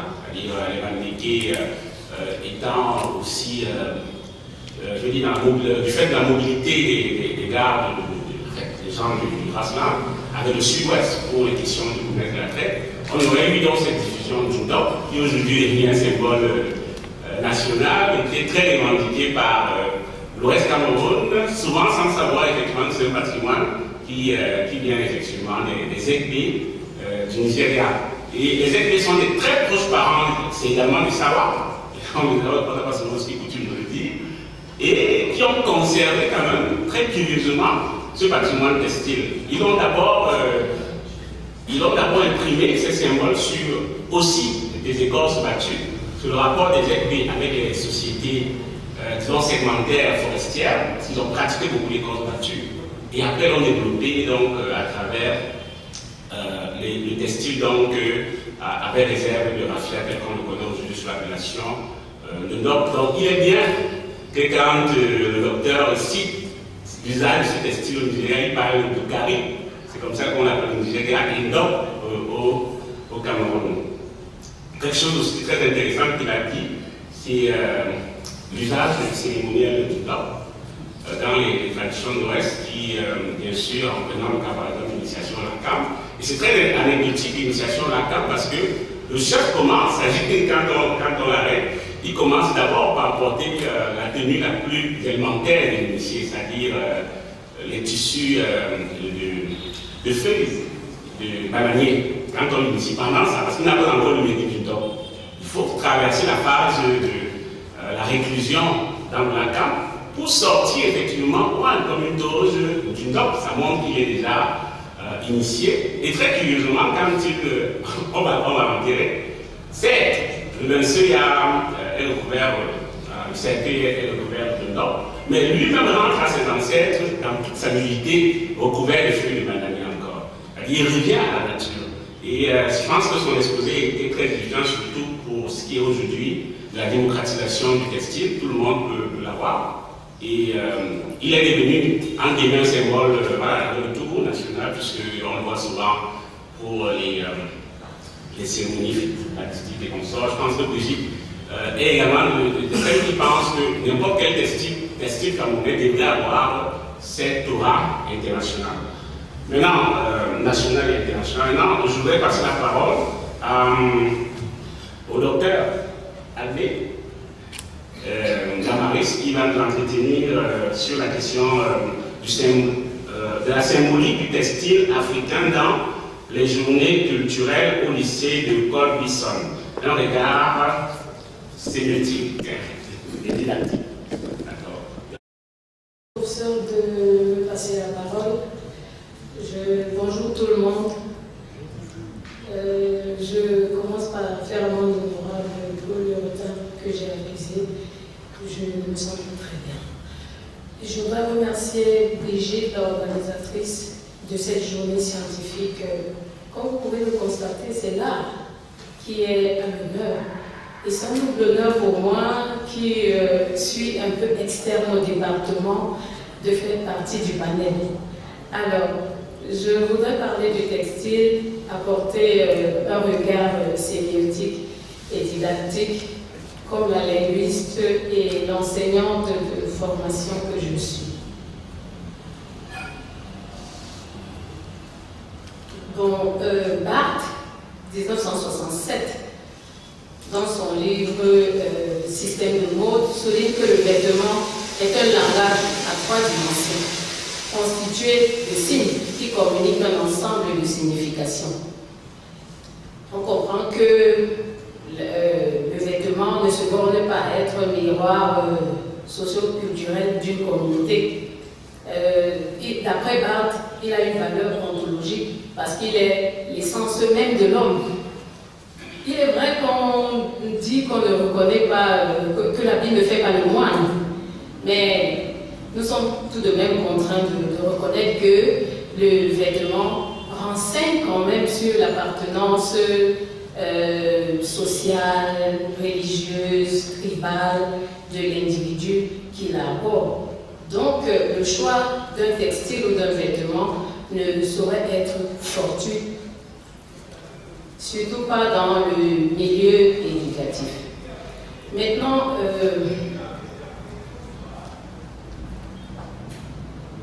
les motivations de cette étude. Alors, en tant qu'enseignante au lycée de Côte-d'Ivoire, j'avais remarqué que le top revenait tout le temps pendant les journées culturelles. Et puis, ça suscitait la curiosité de la chercheuse que je suis. Je me suis demandé pourquoi toujours choisir le textile africain. Et puis, l'entretien avec les acteurs des langues et cultures nationales dans les lycées. J'ai nommé les professeurs et les inspecteurs ont participé à l'étude et puis j'ai la réponse à la question. L'objectif de l'étude. Les objectifs assignés à cette étude sont les suivants. Expliquer dans quelle mesure le choix du textile africain contribue à l'éducation des jeunes Camerounais au lycée. Identifier les valeurs socio-culturelles enseignées au moyen des textiles choisis. Analyser les figures et symboles identifiés sur les vêtements pour déterminer la portée sémiotique. Rendre compte des objectifs pédagogiques du choix des textiles pendant les journées culturelles et j'ajouterais même définir l'impact socio-culturel et didactique. Le problème que je veux aborder ici, c'est que la mode africaine est en pleine expansion.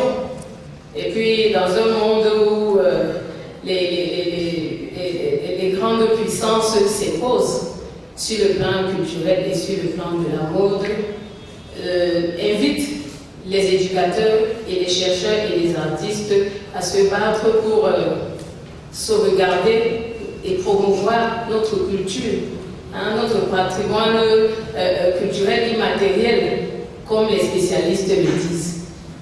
Donc c'est un défi majeur pour la jeunesse camerounaise. C'est pour ça que j'ai bien voulu aborder cette question. Aspect théorique et méthodologique. Comment est-ce que j'ai procédé? J'ai simplement photographié les vêtements et le textile choisi pendant la journée culturelle, on dit la journée nationale des langues et cultures camerounaises dans les lycées. Et puis les vêtements en vue de l'analyse. Mais comme cette étude se veut aussi théorico-analytique, elle se fonde sur la recherche documentaire, mais également sur l'enquête. Parce que nous avons abordé comme je l'ai dit tantôt, les professeurs et les inspecteurs pour les interviewer et leur poser des questions. Auprès des inspecteurs de l'arrondissement de Yaoundé 7, donc Paul Bisson fait partie. Donc, dans un monde devenu planétaire où les savoirs autochtones tendent à être phagocytés par les savoirs exogènes, promouvoir le textile africain en milieu scolaire est un réel défi. Car les jeunes sont de plus en plus séduits par la mode occidentale. Maintenant, les questions de recherche que je me suis posées, c'était est-ce que le choix du textile africain pendant les journées culturelles contribue à l'éducation culturelle et artistique au lycée? Quels sont les savoirs traditionnels qui sont enseignés au travers du textile pendant les journées culturelles? Quel est l'objectif pédagogique du choix des textiles africains pendant les journées?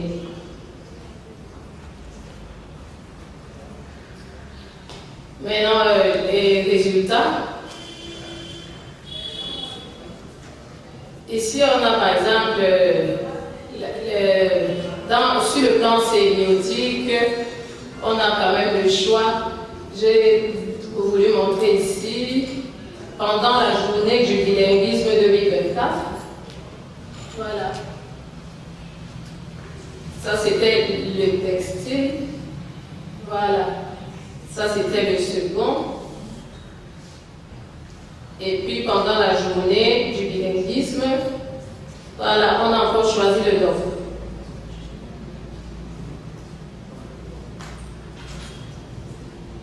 Alors, maintenant, analyse du DOF. Je ne vais pas répéter tout ce que mon précédent panéliste a dit, juste pour dire que les figures animalières sur le DOF, bien sûr, chaque figure véhicule un message, est porteur de sens, comme dirait Barthes.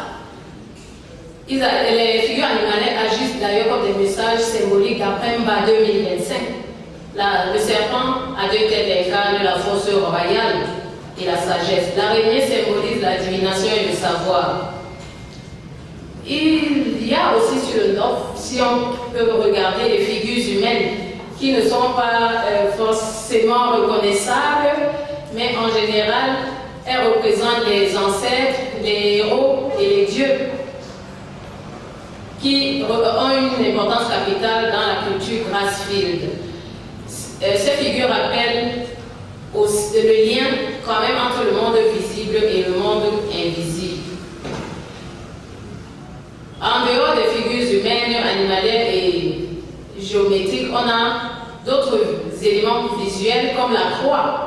La croix représente le croisement des routes, le centre du monde. Mais il véhicule aussi un message de paix et de fécondité. Le cercle symbolise la dualité, mais aussi la communication entre le monde visible et le monde invisible. Les couleurs du DOF, les couleurs originelles sont l'indigo et le blanc. Mais du fait de la démocratisation et de la modernisation, la production industrielle s'est enrichie des autres couleurs. Maintenant, pour apporter une touche de modernité au DOF et de jeunesse, j'ai envie de dire, on voit bien les couleurs plus actuelles, comme le jaune, symbole de la richesse, symbole de l'espoir, comme le vert, symbole de la nature. Le noir, qui apporte aussi une touche d'élégance à la aux vêtements DOF. Et d'urbanité, bien sûr, à ce textile jadis réservé à la noblesse et à la royauté. Maintenant, la portée éducative du textile africain au lycée. Pourquoi toujours le textile africain? Les professeurs de langue et culture nationale, de même que les inspecteurs, nous renseignent que pendant l'entretien, nous ont renseigné que le choix du textile africain a pour objectif d'enseigner les valeurs traditionnelles camerounaises aux jeunes lycéens. Des valeurs telles que la dignité, la protection, le respect de la tradition. Il a également pour but de renforcer l'inculturation parce que, voyez-vous, la mission des enseignants, tout domaine, je veux dire tout niveau confondu, est de former des Camerounais fortement ancrés dans la tradition, quoique ouverts quand même à la vérité. Donc, ça renforce l'ancrage du jeune Camerounais dans sa culture. Enseigner les valeurs vestimentaires aux jeunes Camerounais, valoriser les savoirs endogènes, les savoirs locaux, en donnant plus de visibilité à nos textiles, faciliter l'intégration des jeunes dans leur communauté et bien sûr de sauvegarder notre patrimoine culturel. Alors, conclusion, étude de la symbolique du textile a montré que le textile africain ne sert pas que des intérêts de mode. Il est une histoire tissée et le reflet même de la société traditionnelle camerounaise, plus précisément Grassfield, qui demeure conservatrice en dépit des vents de la modernité qui soufflent bien fort. L'usage des tissus africains dans nos lycées participe donc de l'effort de promotion et de la préservation de notre identité culturelle. Je vous remercie. Là, effectivement, elle est venue sur le cas de la jeunesse, parce que, dit-on, l'enfant est le père de l'homme. S'il faille transmettre un patrimoine ou un matrimoine, c'est bien via les enfants. Et dans son agence-ci, elle a ciblé les inspecteurs et les enseignants de lycée, les inspecteurs notamment nationaux de l'art et de la culture, avec un questionnaire très intéressant de savoir effectivement quel type de textile serait adapté pour nos enfants. Il est dommage de le remarquer que ces textiles traditionnels ne se portent à l'heure actuelle que dans le cadre des journées culturelles ou encore la journée nationale des langues et cultures, voilà, et culture du terroir. Donc, il y a quelques années, Madame Mondigui avait, je pense, proposé à l'association des historiens d'art, dont fait partie le docteur Campouer, je pense que c'est la Société nationale des historiens. Oui, la Société camerounaise des historiens avait proposé des torches faites à base de textiles camerounais, pour qu'on sorte un peu de cette torche-là, des avocats avec des théories du XVe siècle d'Occident, ou de nos torches qui finalement nous apprennent très peu sur nous-mêmes à l'époque. Je pense que son idée avait été retenue, et je pense que c'est dans cette même optique que Mademoiselle Ardé, excusez-moi, s'exprime dans le sens effectivement d'implémenter cette idée des textiles patrimoniaux dès le bas âge, qui sait peut-être qu'un jour on aura nos enfants définis au 11 février, le 20 mai, avec ces textiles patrimoniaux. Maintenant, je vais passer la parole à Madame Aounda Béatrice, qui, comme je l'ai dit tout à l'heure, expérimente en tant que styliste modéliste l'usage des textiles patrimoniaux. Elle est prix international ESCO 2019 et elle va davantage aborder sa biographie en tant que styliste modéliste, mais aussi son expérience sur ce qu'elle a appelé la mode associative. Passer la parole. Avant toute sollicitation, je voudrais saluer mesdames et messieurs, membres du panel ainsi que toute l'assistance.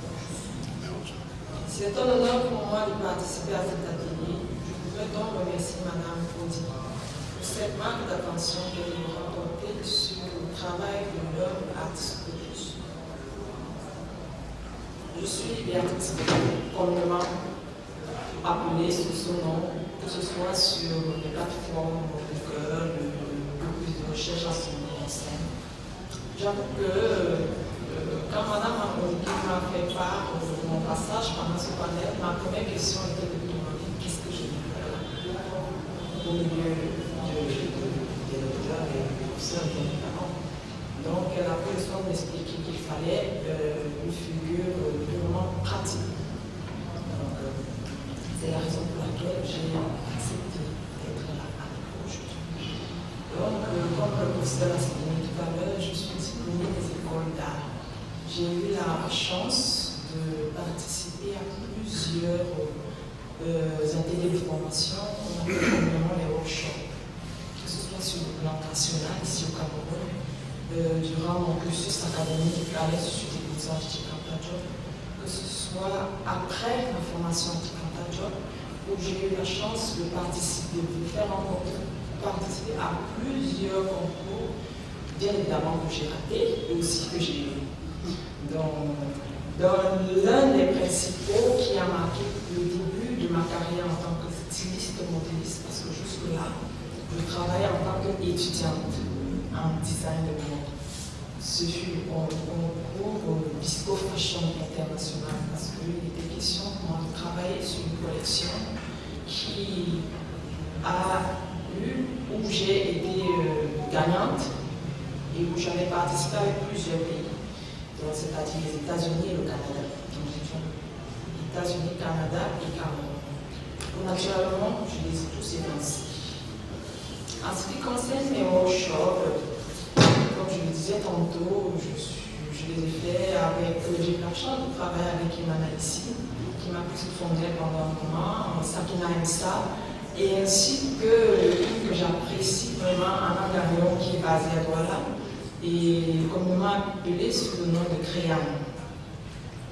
Mon expérience, naturellement, avec le costume Moite, vient de ma deuxième collection avec Bisco. Parce que pendant un bon coup, j'ai été, mon contrat est allé à 6 ans, où j'ai été la représentatrice légale de la marque Bisco Cameroun. Donc j'ai eu la chance, pendant la deuxième de mes collections, d'introduire le boom dans l'une de mes collections où j'ai conceptualisé une ligne de vêtements, de costumes pour les associations de femmes. C'est ainsi donc que j'ai eu à synthétiser le cotonnade du Nord Cameroun avec le textile, que ce soit sur le plan, donc les cotonnades du Nord avec du Bisco, le boom avec du Bisco aussi, ainsi que le Nord de l'Ouest Cameroun. L'objectif final était de compléter la collection par des costumes métissés qui associent autant les cotonnades à l'eau, aux fibres de l'eau ou à la peau des léopards que l'on retrouve dans toutes les cultures, afin de faire un costume emblématique, inter et de transculturalisme. Je vous partis sur le point de vue atelier, puisque je suis là pour ça. Je ne saurais m'étendre sur les questions théoriques parce que je crois que là, vous avez déjà eu toutes les explications qu'il faut du côté théorique avec les différents docteurs. En tant que styliste modéliste, après avoir eu à pratiquer et à matérialiser 90%, c'est-à-dire le baume, le nord, ainsi que les cotonnades et même la paille, ma plus grande difficulté, notre plus grande difficulté, puisqu'en atelier on ne travaille pas seul, fut de matérialiser et de manipuler le beau. Par sa texture rigueuse, il nous est très difficile, je dis bien très difficile, de passer à des réalisations, peu importe les formes que vous verrez, passer à des réalisations avec ce textile parce qu'il est rigueux. Il est très important pour nous d'utiliser souvent certaines machines. Par exemple, pour le textile au bout, que ce soit le coton, qu'on trouve communément dans la papeterie, dans les boutiques, ou alors le vrai au bon traditionnel, il y a des machines spécifiques pour travailler avec chaque textile. Le bon particulièrement nous fait toujours sortir, même totalement du cadre de certaines machines où on est obligé d'utiliser une 310 ou une 230.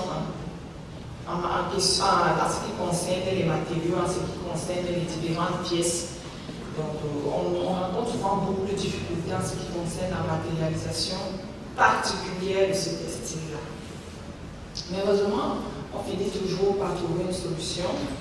Comme je le disais tantôt, je vais essayer de rester dans mon côté purement technique.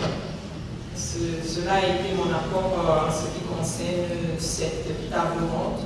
Vous pourrez, tous les artistes ont une façon très très différente de nous exprimer qui n'a souvent rien à voir avec les tables rondes. On s'exprime sur le terrain, c'est-à-dire par exemple avec l'apparat que vous pourrez tout à l'heure observer après cette table ronde.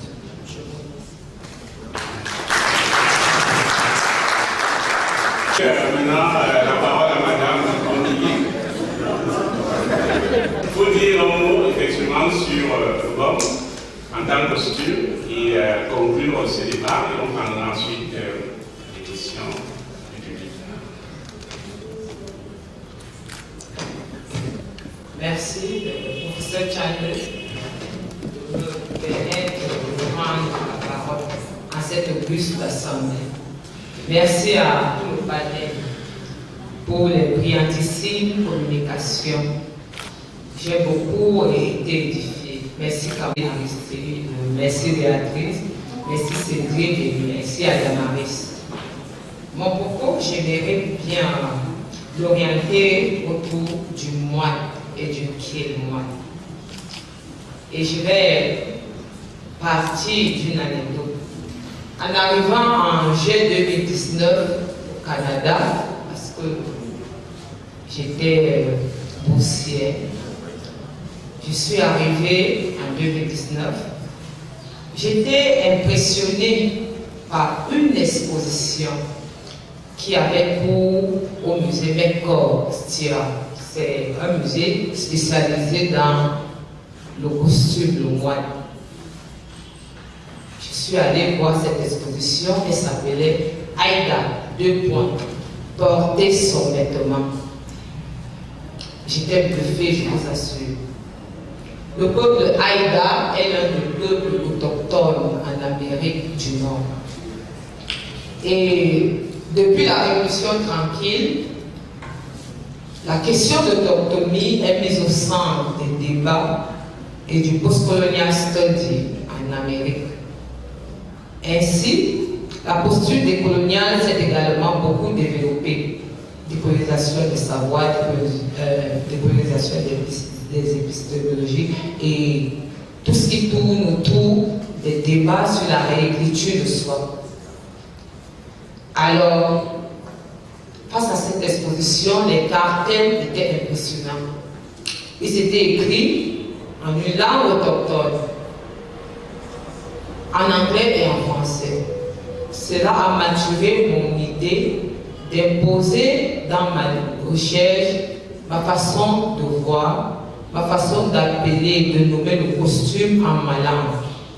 Cela a également permis que je m'insère dans le courant postcolonial.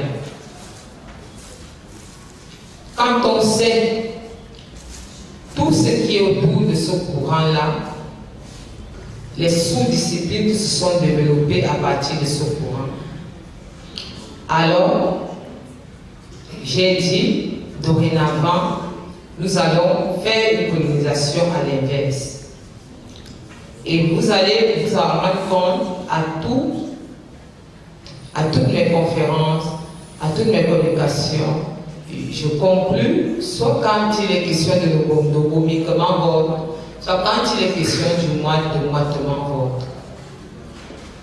Qu'est-ce que je mets dans le contexte de moite? Le moite, pour moi, c'est le costume traditionnel.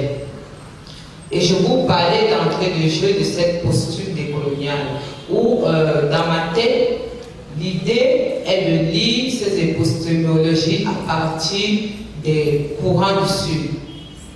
L'idée est que le Sud, comme nous le savons, qui a toujours été vaincu ou alors phagocyté par l'idéologie dominante impérialiste venant du Nord, il faut à présent que nos vêtements, que nos épistémologies aient leur mot à dire. Le moine pour moi n'est pas uniquement vêtements. Le moine pour moi c'est un tout comme l'art africain. Dans le moine, j'associe l'art à pierre. Et vous allez le remarquer sur nos mannequins qui sont dans la salle. Et nous avons associé à cette conception une styliste du cheveu, Lydie, et nous lui disons merci pour les créations. Le moine, pour moi, Lydie était dans la salle tout à l'heure, je ne sais pas où elle est. Où est-elle? Elle est avec les mannequins. Où est Madame Lydie, la créatrice des coiffures, de nos coiffures? Et nous lui disons non merci. Donc je disais, le moine pour moi, c'est l'art du cheveu, donc l'art du capillaire. Le moine pour moi est également le fait qu'on introduit dans les réalisations vestimentaires nos costumes locaux. c'est savoir ontologique que les ancêtres nous ont légué, à savoir chez les Écans, le mot, ou le raffia. Le moine, pour moi, c'est également la scarification, le tatouage. Et c'est pour cela que la plupart de nos mannequins tout à l'heure auront ce que nous avons contemporanisé sous l'appellation body painting. C'est ça le moine. Le moine pour moi c'est un donner à voir, donner à penser et donner à dire. Le moine pour moi c'est une matrice qui émane de l'Afrique. C'est une matrice qui émane de nos savoir-faire et de nos imaginaires vestimentaux. Alors, le Kil Moine, comme je l'ai dit d'entrée de jeu, qui est en fait la thématique principale de notre parade de mode. Le Kil Moine, c'est un tout. Ce n'est pas uniquement une parade de mode. Le Kil Moine, c'est la performance. Le Kil Moine, c'est le vêtement chanté. Le Kil Moine, c'est le vêtement porté. Le Kil Moine, c'est le vêtement pensé. Et ce Kil Moine associe, depuis les années 2010, des stylistes que je mets dans l'appellation designer de mode, à savoir Mike, je ne sais pas, il était assis là, My God, merci. À savoir Papa Ebodé, Alexandre, merci. À savoir Ondoba Rachel, merci. À savoir Massi Chancel Zogo, elle est quelque part et c'est elle qui a créé le vêtement que je porte aujourd'hui. À savoir Béatrice Bono, épouse Tchande. À savoir Lydie, ils sont nombreux, nos créateurs, nos designers de mode chez les Écans. Et la parade Kil Moine a pour idée de créer une communauté de pratiques autour du moine chez les Écans et de fédérer le temps d'un moment ces designers Écans qui sont si créatifs. Ainsi, le Kil Moine leur donne la visibilité non seulement sur le plan national, mais également sur le plan international, notamment en Amérique et au Canada. L'idée du Kil Moine, c'est qu'à terme, nous fassions également des expositions itinérantes au musée Mekor, comme je venais de vous dire, vu qu'ils font des expositions sur les peuples autochtones d'Amérique. L'idée, c'est de poursuivre également ces expositions itinérantes au niveau du Textile Museum, non seulement à Washington DC, mais également à Toronto. Alors, merci à nos designers Écans. Merci pour tout ce que vous faites avec moi, autour de moi, depuis les années 2010. Et que vive le moitement vôtre.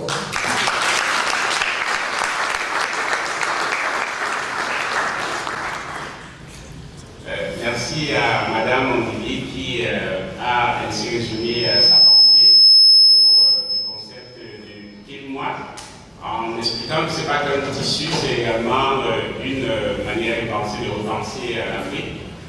Et pour elle, le moine, c'est peut-être par l'accent, serait pas simplement le vêtement porté, c'est également les arts d'acquiert. C'est escarification, parce que effectivement les anciens métis se sont également beaucoup scarifiés. Une image au musée national montre effectivement un ancien Écans avec le torse revêtu de lézard. Le moine, c'est comme elle l'a dit, aussi ses accessoires. J'entends par accessoires, elle a peut-être pas dit là tout à l'heure, je n'ai pas tellement l'accent. Le fédé ou fédé, c'est les hommes qui étaient qui était cette ceinture l'ancienne fédérative à l'Europe, ou encore cette ceinture pelvienne que portaient les jeunes lors du rite initiatique du saut. Voilà. Et ce qui moi on le retrouve également chez, pour ce qui est des parures vulaires chez les femmes, avec l'appellation cette fois-ci, je pense, debout, mais aussi de minfeb, qui sont autant de tenues que les femmes portaient au Koubera. Donc je pense que ce qu'il moite s'est manifesté de manière très très diversifiée dans les parures d'hommes et de femmes sur les vêtis, en tenant compte bien sûr, comme j'ai dit, des questions de statuts sociaux, matrimoniaux. La femme pouvait être à découvert jusqu'à un certain âge et systématiquement découvrir sa honte à partir d'un autre âge, quand elle allait en mariage, elle pouvait se couvrir. Pourtant, elle était ouverte au regard. Je pense que c'est des choses que nous développons dans ces études et qu'on gagnerait à avoir à soutenir très bientôt.